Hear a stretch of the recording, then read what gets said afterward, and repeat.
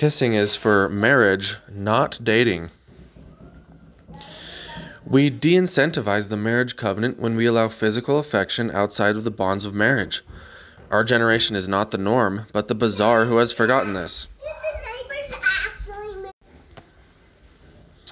Our generation is not the norm, but the bizarre who has forgotten this. Medieval times, anyone caught kissing were forced to marry. In certain cultures, such as the Puritan, married couples were not to kiss in public. Some cultures, to this day, don't have their first kiss until their wedding day. This seems like a terrific standard. If couples aren't kissing before marriage, they won't be sliding down a slippery slope toward other intimate behaviors. If a couple really likes each other that much, let them marry and enjoy each other's association throughout life. This also helps the couple know that their interest is mutual affection, not the sneaky villain of lust. How easily it becomes to know where your boundaries are if you make this one simple rule, that your first kiss will be on your wedding day. If you've not followed this pattern thus far, do not despair. Make the commitment today to adopt this practice heretofore, and your chances for success increase all the more. It is said in today's culture that a kiss must be given to show someone that you're interested in courting them. This is a destructive path. You must use your words like a big boy and tell her of your interest. You must speak to her of your intentions and interests and get on the same page. Enthusiastically enjoy time with her, holding her hand and speaking of the wonders of life. But when it comes to such intimacy as kissing brings, let it wait as a sign of commitment. Talk about putting the cart before the horse. You've got to have things in order, even on the supposed small things. Once the kiss is given, the message automatically comes with it that you're interested in a serious relationship with them, one which will hopefully not come to an end. Are you ready to make that statement?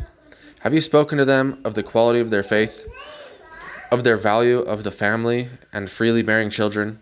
Do you have any clue how committed they are to Christ and actually living the high standards of the gospel? Beware, oh beware, premature commitment. I remember my sister, she was, when she was courting this fellow who she ended up marrying, right at the beginning, I don't know if it was their first date, but right at the beginning, he asked her all the hard questions, and she asked him all the hard questions, and that's the way to do it. And they're a very successful couple, very happy. Let's see here. Yes. Beware, oh beware, premature commitment. The uneasy feeling related to public affection is the voice of conscience. We can demonstrate happiness and unity without kissing, etc. When you see lots of kissing, etc., they will prematurely seek these things in their courting. The role of a parent is to show their youths how to properly court. Married couples should always be courting. Can you show them how to court and be affectionate without kissing? If not, do you expect them to?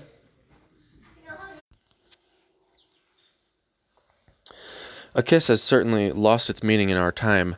This does not mean, however, that we are excused in the excessive use of it, particularly in unmarried scenarios.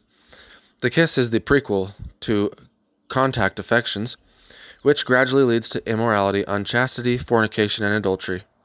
A person ought only to kiss someone as a sign of a marriage pledge, and preferably as a token of the marriage vow given at the ceremony. You may now kiss the bride has lost its meaning to us. What is the significance of that if you've already kissed her? That statement was meant to unlock a previously locked door. Here is wisdom. Let it stay locked until the vow is complete. Before the day of the vow, is she yours? No, she is not. Would you take from her when she is not yours? You should not. Now, I am aware of some cultures where they do a kiss on the cheek as a greeting, and that, of course, seems to be quite a different thing altogether. The scriptures, of course, speak of greeting each other with a kiss, but this is not the romantic sort of situation, and a kiss on the lips is obviously a whole new level. So, the kiss has lost its meaning in our time. It is the sign of marriage. You wait until you may now kiss the bride. And you should flat out let them know. Say, I'm waiting to kiss until my wedding day. If they further question you, explain, it's a decision I've made to help me ensure I'm committing to the right person. Then they'll know that your refusal to kiss in dating phase isn't due to lack of interest in them. In today's permissive culture, it's likely rare that you'll find others with your same standards, unless you've found some communities which share similar standards. And oh, how we long for religious communities. That is the thing of the past that we long for desperately, So, it is taught today that a young person should give a kiss if they are serious about a relationship. But what does that mean today? Serious now to youth has nothing to do with desire for long-term commitment via marriage, but is rather a triviality of lust used to indicate the selfish desire to have the pleasures of the flesh without the responsibilities associated with those blessings.